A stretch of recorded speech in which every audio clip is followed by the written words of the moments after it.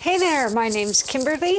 I'm a Mudwater fan. I'm heading down to Carmel with my daughter for a little mother-daughter date. One of the few things I've packed up is my Mudwater. I have it every morning. I usually head out to my garden, pick some veggies, make a smoothie, come back in and have my Mudwater. Just love it. Sometimes make it into a bulletproof.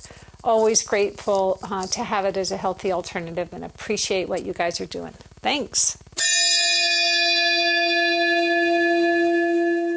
Thanks so much for sending that in, Kimberly. Hope you enjoy your day in Carmel. If anyone else wants to send a voice memo in to be featured on this podcast, just bust out your phone, click the Voice Memos app, let us know who you are and where you love drinking your mud. You can email it to podcast@mudwtr.com, and if we play it, we will send you a box of mud.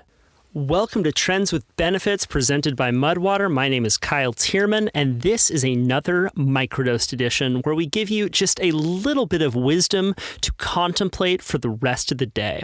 And in this episode, we cover how to overcome feelings of inadequacy with Dr. Rick Hanson. Dr. Rick Hanson is a psychologist and New York Times bestselling author. He has been a speaker at NASA, Oxford, Stanford, Harvard, and meditation centers worldwide. His books are available in 28 languages and include Resilient, Hardwiring Happiness, Buddha's Brain, Just One Thing, and Mother Nurture. His work has been featured on the BBC, CBS, and NPR. Please welcome to the show, Dr. Rick Hanson. We evolved, in a sense, in part, to compare ourselves to others, in the sense that we, as a species, until about 10,000 years ago when agriculture came in, have always lived in small bands of about 40 or 50 people most of our lives. So, wow. And in those settings, whether it's 300,000 years of Homo sapiens or another couple million years before that of our hominid immediate tool manufacturing ancestors, it was necessary to compare yourself to others, to make sure that you got your fair share and not more than your fair share, to see how you were doing, to make sure you had status. I've been critical of myself for still being vulnerable to feeling less than others. I think, wow, Rick, you've been at it for a while. Why are you still feeling inadequate? But which just made me feel more inadequate. It was like add on self-hate.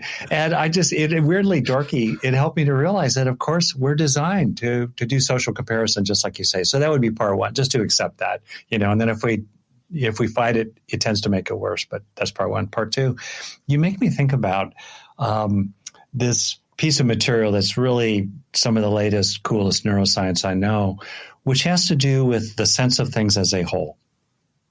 So the structure of social comparison is two parts. There's you, then there's the other, then maybe there's an imagined observing audience who likes them more than you, gives them higher ratings than yours, right?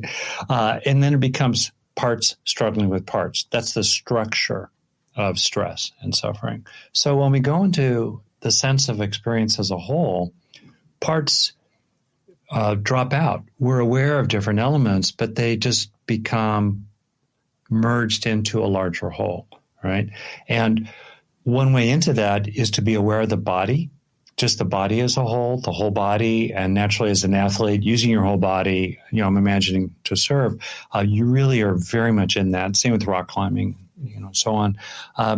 When you do that neurologically, what happens is activity decreases in the midline of your brain, the upper midline of the cortex, especially in the default mode network, so-called, in the middle and spreading to the sides toward the back.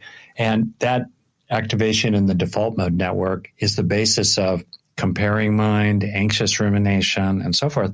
So when activity in those circuits decreases, when it gets quiet, activity in circuits on the sides of your brain, especially right-sided for right-handed people, which involves with gestalt processing, holistic processing, gets active. And when that happens, it naturally draws you into the present because these midline networks are involved in mental time travel, it's called, thinking about the future, obsessing about the past, comparing yourself to others in different situations or projecting that forward, for example.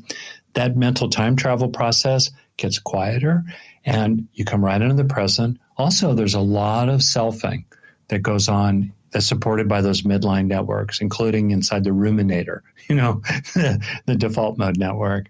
And so, like in that Buddhist teaching, the Buddhist teaching to Bahia, when there's just you, when there's just the moment in the moment, there's just the present in the present, the experience in the experience, then there's much less sense of ego, me, myself, and I, my precious, right?